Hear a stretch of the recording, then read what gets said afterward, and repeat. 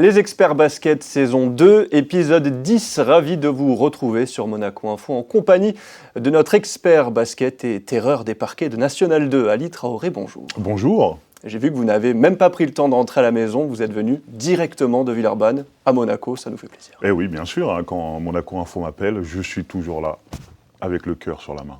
Et vous avez été un scout de luxe, puisque bien Monaco va jouer bientôt contre l'Asvel, on va en parler dans ce débrief.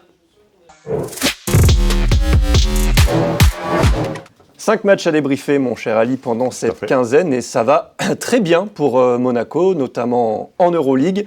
Depuis la victoire face au Real de Madrid, Monaco a enchaîné sur le parquet de l'Anadolu Efes Istanbul, avec 46 points de son trio, James Okobo-Lloyd. Eh oui.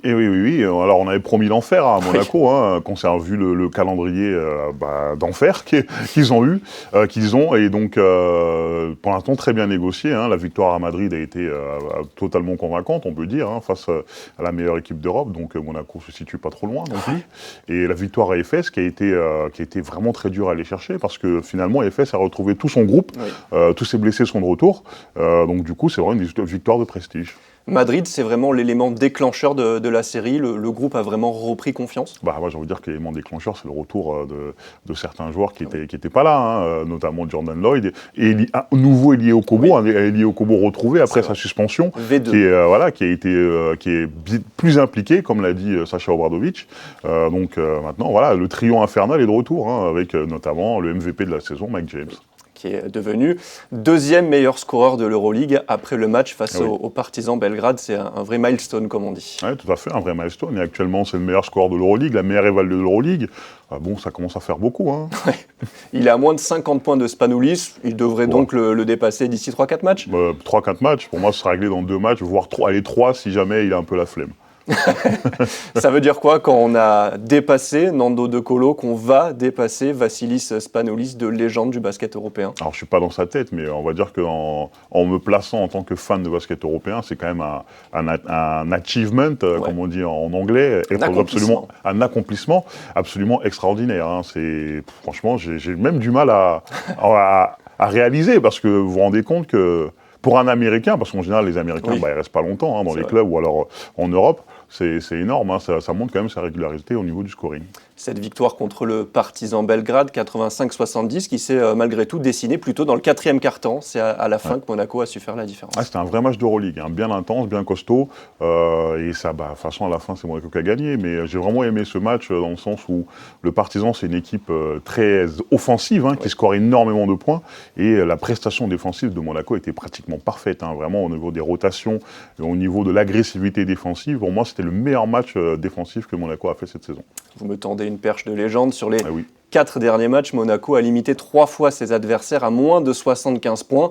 On connaît le talent offensif incroyable de cette équipe, mais c'est par la défense que Monaco doit viser haut, tout simplement. C'est par la défense que Monaco va atteindre ses objectifs. De toute façon, à ce niveau-là, en Euroleague, il y a le fameux adage qui dit les points, l'attaque, ça gagne des matchs, la défense, ça gagne des titres. Je pense que les Monégasques ont bien compris. Et puis, c'est intéressant de voir que aussi, au-delà du capitaine de la défense qui est John Brown, des joueurs comme Mike James, comme Elie Okobo sont très impliqués défensivement, et vraiment, on voit vraiment la différence, et ça change tout. Ça permet de pouvoir voyager aussi, parce qu'on sait que gagner à l'extérieur, il faut savoir bien défendre.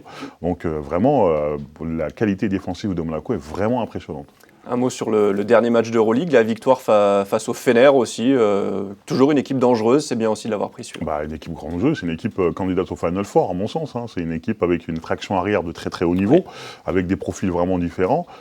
C'était une victoire plus compliquée pour Monaco, qui a été pour moi dominée pendant 3 quarts-temps et demi. Et puis finalement, à l'usure, on voit quand même la supériorité physique et athlétique de Monaco.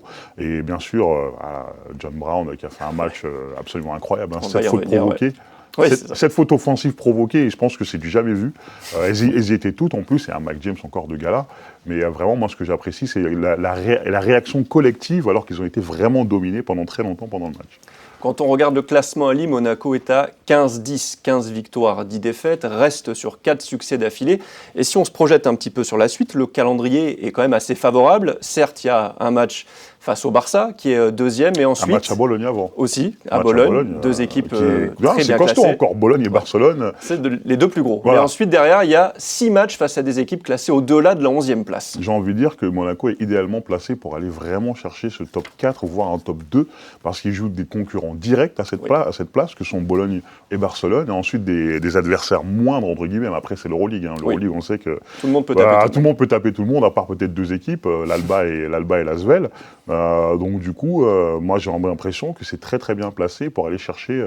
avant je disais top 6, mais maintenant pour moi un top 4, ce serait vraiment l'objectif à réaliser. Et il y a en effet un vrai coup à jouer quand on regarde le calendrier. Passons désormais à la Betclic Elite. Pardon, vous m'en voulez pas si on passe un peu rapidement la victoire face à Chalon, 92 à 69. Les affaires courantes en championnat. Mais il y a eu une fin de série en Betclic Elite avec 7 défaites. Après 10 succès d'affilée, Monaco est tombé sur le parquet de Bourg-en-Bresse. Oh là là, catastrophique. Monaco a perdu un match en Betclic Elite, 2 défaites avec 19 victoires. Que faisons-nous? Non, mais franchement, ce match, Mike James et John Brown ont été reposés. Ce sont les joueurs qui ont joué énormément. C'était une semaine à 2 matchs d'Euroleague. Donc les double week, on sait très bien que ça tire sur leurs organismes. Les joueurs qui ont joué à Bourg-en-Bresse, il y en a quand même pas mal qui ont joué aussi beaucoup pendant ces 2 semaines-là. Il fallait réintégrer Mathieu Strazel. Écoutez, pour moi, c'est une défaite absolument anecdotique qui n'a aucun incident sur le classement, qui fait du bien peut-être mentalement à Bourg-en-Bresse. Mais actuellement, il n'y a absolument pas péril en la demeure. Et puis, je pense que maintenant, le match qui vient, face à l'Asvel demain, je pense que Monaco remettra les pendules à l'heure. Avant d'en parler, justement, petit retour sur Bourg-en-Bresse. Je me souviens, dans une émission précédente, quand on avait évoqué peut-être la future rivalité Monaco-Paris, vous m'aviez dit, attention, il ne faut pas oublier Bourg-en-Bresse. Pour moi, Bourg-en-Bresse, c'est une bien meilleure équipe même que Paris, et c'est une équipe qui est totalement prétendante au titre en Eurocup. C'est une très belle équipe de basket. Pour moi, clairement, Bourg-en-Bresse, Asvel, plus que Paris, sont les prétendants, on va dire les challengers de Monaco. Parlons de l'Asvel, justement. Cette rencontre demain, vous avez été un scout de luxe face au CSP. Ça a donné quoi, justement, les Villeurbanais dans cette rencontre face à Limoges? Villeurbanne a eu des hauts et des bas. Un gros match, un gros début de match avec pratiquement un 16-2 ou un 16-4. Mais ensuite, ils sont totalement écroulés et Limoges a fait un bon match. Le retour de Timothée Luwawu Cabarro va leur faire du bien. Le retour de Geoffrey Lauvergne aussi. Donc, Nando Dokolo devrait revenir la semaine prochaine, dans 2 semaines. Et du coup, c'est une équipe qui joue mieux au basket, quand même bien coachée, et les rotations sont mieux utilisées. Et je pense qu'ils vont vraiment monter en puissance sur la fin de saison, surtout quand ils seront débarrassés de l'Euroleague. Quand on voit l'historique récent des confrontations entre les 2 équipes, c'est largement à l'avantage de Monaco. Cet avantage psychologique, il peut jouer dans l'optique du match de demain? Clairement. Monaco domine l'Asvel depuis un petit moment. Forcément, on sait que Monaco est la meilleure équipe. Donc, clairement que là, l'Asvel, ils vont venir. Ils vont essayer de faire un coup. Mais je pense que il y a eu une défaite de Monaco. En général, Monaco, quand ils perdent un match, le match d'après, ils ont envie quand même de réagir. Donc, je pense que ça va être... si vous mettez un petit billet sur l'Asvel, vous êtes quand même bien optimiste. Il n'y aura pas Jordan Lloyd absent. On se souvient de cette suspension, cette altercation avec ce bon vieux Gauthier Denis à Paris. Le match avait été décalé. Il ne sera donc pas là. C'est un élément important à prendre en compte dans l'optique de ce match-là. Oui, en sachant que c'est un joueur hyper important. Mais il y a quand même du matos. Il y aura Mathieu Strazel qui a besoin de reprendre un peu de rythme, qui a été blessé pendant longtemps, qui est revenu face à Bourg-en-Bresse. Et bien sûr, Elio Kobo, qui en ce moment est vraiment très bon. Voilà pour tout ce qu'on pouvait dire sur ce débrief. On passe à la chronique fétiche de cette émission, le point d'Ali. Ali, ça nous fait plaisir de parler de ce joueur dont on vante les mérites et les qualités depuis des semaines, même depuis des mois et des années. Quand il jouait à Kazan, c'est John Brown, 3e du nom, le soldat de l'ombre, comme on dit, qui reste sur un match à 26 d'évaluation face à Fenerbahçe. C'est le joueur d'équipe par excellence. Et encore 26 d'évaluation, que j'ai dit aux commentaires, pour moi, il faudrait inventer une nouvelle catégorie statistique, c'est les ballons touchés. Parce que le nombre de ballons qu'il touche, le nombre de choses qu'il fait pour déranger l'attaque adverse, c'est quand même, c'est intangible. On ne peut pas voir ça dans les statistiques. Alors son match était vraiment extraordinaire. Moi, honnêtement, je n'ai jamais vu ça. je n'ai jamais vu cette faute offensive provoquée. C'est à quoi rendre chèvres les adversaires. Et encore une fois, on a vu les replays, et elles sont toutes à 100%, il n'y a vraiment rien à dire. Je pense que même que les arbitres ils devaient être dépités en disant on est obligé de la siffler, celle-là. On est obligé de la siffler. À ce niveau-là, c'est un talent. Vraiment, c'est un talent. On peut se dire que c'est un joueur qui n'a pas beaucoup de talent, qui se bat beaucoup, mais c'est un talent de savoir lire les trajectoires de l'adversaire, se mettre au bon moment, prendre le contact, tomber par terre. Faut y aller, hein. Et puis il faut avoir le courage aussi de prendre les impacts. Donc c'est un guerrier, c'est l'âme de cette équipe, clairement. Pour moi, c'est vraiment l'âme de cette équipe. On a les superstars, les Mike James, les Okobo, les Lloyd, mais on a aussi une superstar dans son rôle de guerrier. Donc vraiment, c'est un bonheur de le voir évoluer à Monaco et c'est un bonheur de le voir faire gagner le Rocket League.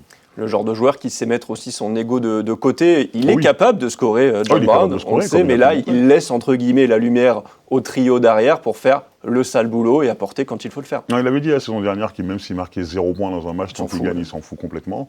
Mais en tout cas, ce que je trouvais intéressant, c'est que ça se voit qu'il a bossé l'été dernier, avec Alpha Diallo d'ailleurs. Oui. Et offensivement, il est bien meilleur que la saison dernière. Donc tout ce qu'il apporte défensivement, dans l'énergie, dans le rebond, etc., c'est là, mais avec le bonus de marquer des points en plus. Donc franchement, je sais pas moi, il y a un contrat de 5 ans possible. C'est possible, nous on le sait. Mais c'est vrai que je me souviens, à Bormio, lors de la pré-saison, on l'a vu bosser les 1 contre 1. Il y avait une série au meilleur des 5 avec Peter Corneli, Blossom Game et lui. Et je crois qu'il n'a quasiment pas perdu une seule. Il a des vrais moves, des fade-away, il peut marquer dans toutes les positions. Mais voilà, le fait de comme ça se mettre en retrait, est-ce que vous, dans votre carrière, vous avez joué avec des joueurs un petit peu dans ce style-là, des joueurs de devoir? Il y a un joueur avec qui je jouais à Strasbourg, que j'aime beaucoup, qui s'appelle Matt Howard, qui n'est pas très connu, mais qui était dans ce style-là, un gros guerrier. Et c'était à me rendre la tâche plus simple, parce que moi, j'étais plus sur l'offensive, marquer des points, parce que j'avais du talent. Bien sûr. Vous avez fait une carrière avec ses petites mains gauches. Tout à fait, la petite mimine. Et bien sûr, pour moi, le fils spirituel qui est John Brown, enfin, le père spirituel de John Brown, c'est Florent Petrus. Florent Petrus qui a fait une carrière extraordinaire en équipe de France et en Europe, justement à l'énergie, au combat, et c'était pareil, c'était un joueur qui touchait un nombre énorme de ballons et qui était essentiel dans les équipes dans lesquelles il a joué. Et avec John Brown, on va en avoir besoin pour la fin de saison, puisqu'on arrive dans la période où les matchs vont commencer à compter double et on va se rapprocher des matchs qui vont nous porter, peut-être, on l'espère, vers des titres. Merci Ali, on passe tout de suite à la question du jour. Prenons l'avion, vous avez pris le train, nous on va prendre l'avion, traversons l'Atlantique, oui c'est vrai, pour parler de NBA, mon cher Ali, où on a assisté à du grand n'importe quoi depuis notre dernière émission, il y a 15 jours, des matchs à 73 points, 70 points pour Luka Doncic notamment. Est-ce que le record mythique de Wilt Chamberlain, qui date de 1962, est en danger ? C'est dur de mettre 100 points dans un match, mais c'est clair que là, actuellement, les attaques sont tellement favorisées par les règles NBA qu'à un moment donné, ça va sauter, parce que vraiment, je suis partagé, parce qu'on peut dire que c'est du grand n'importe quoi, mais il faut les mettre, les 70 points, il faut y aller, mais c'est vrai que les défenses ne sont pas au niveau, clairement. Mais avoir le mental de shooter 35, 40, 50 fois, c'est dur, Ce qui est impressionnant, c'est les pourcentages, notamment les 73 points de Luka Doncic face à Atlanta, à 25 sur 33 au tir, 8 sur 13 à 3 points. C'est-à-dire qu'il n'a pas passé sa soirée à arroser. Il y a aussi 7 passes décisives dans ce match-là. C'est un vrai match de très très haut niveau. Ça veut aussi dire que c'est lui qui a tous les ballons. On a un joueur comme Kyrie Irving qui est là, mais il est allé, mets-toi sur le côté, petit. C'est mon équipe, je suis le patron. Donc clairement, il a le ballon tout le match et donc il peut faire à peu près ce qu'il veut. Non, mais vraiment, c'est vraiment impressionnant, même s'il y a encore le bémol de la défense, qui est un problème récurrent pour moi pour la NBA, et changer un petit peu les règles, ça remettrait peut-être un peu d'intérêt à la saison régulière qui est quand même très longue et que je calcule pratiquement pas. C'est vrai que si, imaginons 2 secondes Sacha Obradovic sur un banc de NBA, il fait 3 ou 4 malaises par match quand il voit la défense. Malaise vagal, tentative de meurtre, il essaie d'étrangler les joueurs. Je pense que non, c'est vraiment culturellement, il n'y a rien à voir, et donc un coach comme lui ne pourrait jamais s'adapter là-dedans. Avant, un carton à 60, 70 points, ça arrivait une fois par décennie, une fois tous les 20 ans. Là, il y en a quasiment 4 par mois. Ça veut dire quoi, en fait ? Ça veut dire que désormais, il y a tellement de talent en NBA que ça va devenir la norme C'est une bonne réflexion, ça. Moi, je pense quand même qu'il y a plus de talent que ces dernières années, qu'avant. Il y a des joueurs extraordinaires qui arrivent, encore une autre génération de fous qui est en train d'arriver, les Wembanyama, les Chet Holmgren, les Brandon Miller, les Scoot Anderson. Donc vraiment, il y a énormément de talent. Donc du coup, c'est vraiment pour moi le moment que la NBA se pose et se dise, bon, Là, ça commence à ressembler à un cirque avec des joueurs super forts, super talentueux. Remettons des règles qui favorisent un petit peu la défense pour avoir des matchs à peu près corrects, quoi. Parce qu'à l'époque, dans certaines équipes, il n'y avait pas de scoreur. Maintenant, on regarde Détroit qui a gagné 6 matchs, il y a Cade Cunningham qui peut mettre 40 points dans une rencontre. C'est vrai qu'il y a des artilleurs de partout. Oui, bah, à grande époque, voilà, c'est les gros scoreurs, c'était Jordan, Pippen, et Voilà. le reste c'était des combattants derrière, à côté.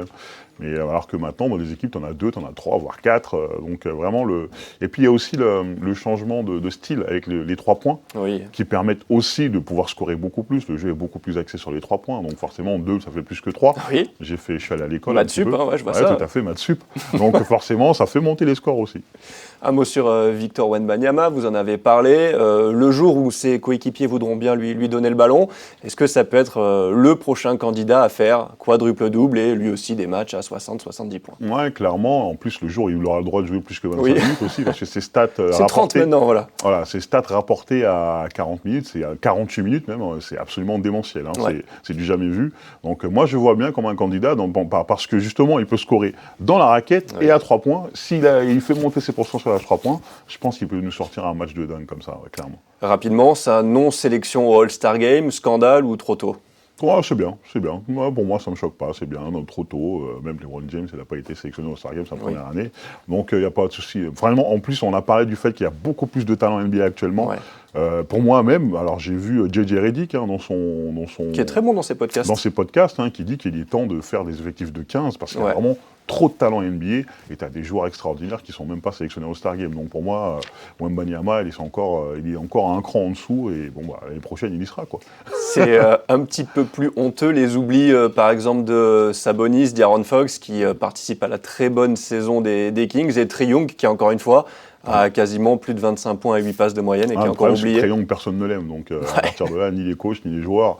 Donc là, lui, c'est vraiment pas une question de basket, c'est une question de la perception qu'ont ses pairs par rapport à ce qu'il apporte en NBA.